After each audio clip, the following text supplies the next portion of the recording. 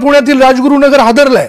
घराच्या वरच्या मजल्यावर राहणाऱ्या आचारी म्हणून काम करणाऱ्या व्यक्तीनं या दोन्ही मुलींवर अतिप्रसंग करण्याचा प्रयत्न केला। या आचार्याने दोन्ही बहिणींना गोड बोलून स्वतःच्या घरात आणलं। तिथे सुरुवातीला एका बहिणीवर अतिप्रसंग करण्याचा प्रयत्न केला। यावेळी दोघींनी आरडाओरड केल्यानं आरोपीनं त्यांची हत्या केली आणि त्यानंतर मृतदेहाची विल्हेवाट लावण्यासाठी घरालगतच्या इमारतीजवळील ड्रममध्ये दोघींचे मृतदेह ठेवले। या प्रकरणी आचार्याला बेड्या ठोकण्यात आल्यात। आपल्यासोबत आहेत त्या मुलींचे नातेवाईक। काय सांगा नक्की काय प्रकार झाला होता?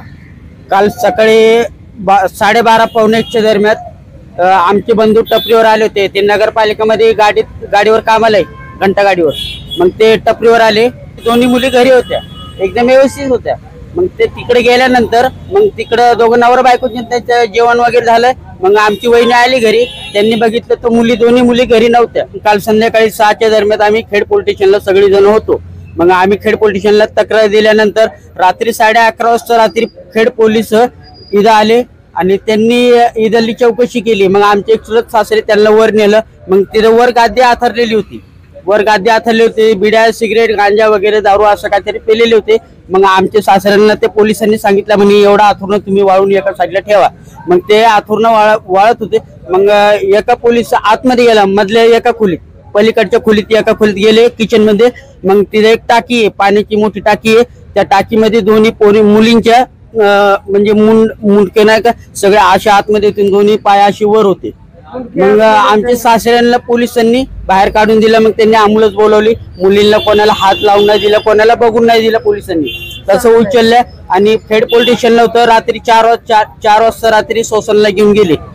मग आता आम्हाला एवढं पण माहिती पडलंय की एका आरोपीला हडपसर मध्ये धरलेलं आहे। मग आता इथून पुढे आम्हाला काय माहिती नाही, फक्त आमची एवढी एक नंबर विनंती आहे की आपल्या महाराष्ट्र सर्व मुलींना धोकादायक घटना आहे। आज आमच्या संघ घडलं, उद्या कोणत्या मुली संघ घडू शकते, कारण की आपल्या मुली लोकांच्या मुली का वाटलेल्या नाहीये।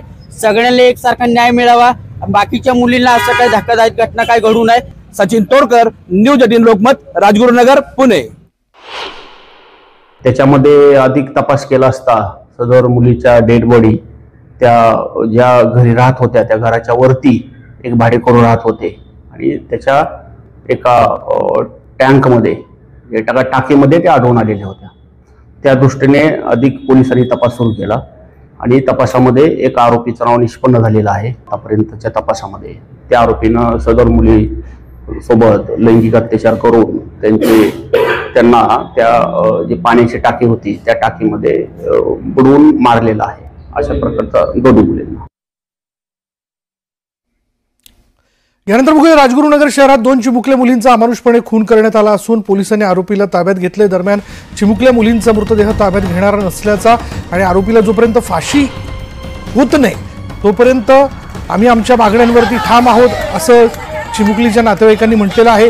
त्याचबरोबर भटक्या विमुक्त जमाती संघटनांनी देखील एल्गार पुकारला आणि पोलीस स्टेशन बाहेर ठिय्या आंदोलन केलं जातं। पोलिसांसोबत चर्चा केल्यानंतरही नातेवाईक आणि संघटनेचे कार्यकर्ते आंदोलनावर ठाम आहेत। आमची मागणी अशी आहे की आरोपीला तुम्ही अरेस्ट केलं 24 तासात, चांगली गोष्ट, पोलीस प्रशासनाचं अभिनंदन, पण तुम्ही त्याला एन्काउंटर करा।